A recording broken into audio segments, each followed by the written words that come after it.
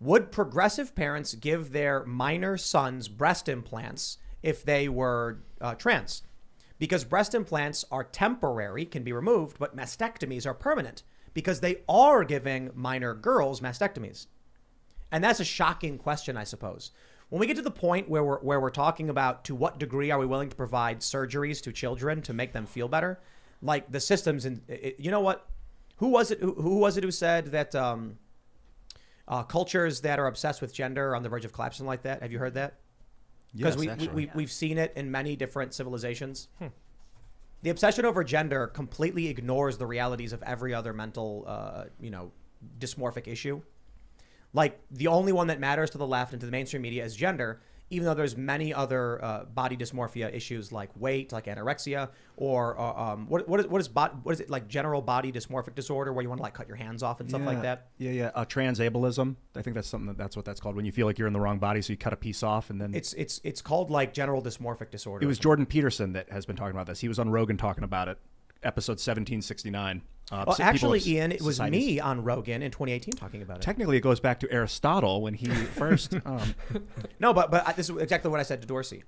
I was like, "Are you going to create protections for people who want to remove their hands or ears or nose or something?" I think that's no. ridiculous. That's too far to me, man. When you start surgically cutting yourself off, like that's too much. They're doing it already. Yeah.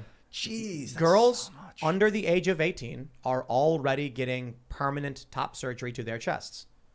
Now, I suppose it's up to the parents or whatever, but I kind of feel like when you're an adult and we've crossed a certain threshold where we're like, that's where you're old enough, you make decisions for your life to do body modification. When we're at the point where there was a study I tweeted about earlier, 13 to 25-year-olds, females, were surveyed on half of them got mastectomies, half of them didn't. The median age for the mastectomy was 19, but it was overwhelmingly 14 and 15-year-olds. That's child abuse. Who are having their breasts removed.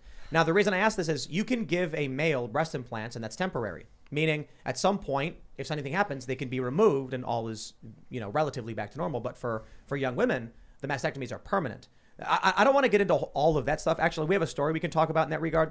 But I bring this up when you're saying, has it gone necrotic? And I'm like, the point I bring up with that, how is it that that's a question to be asked of the left based on their own ideology with their children?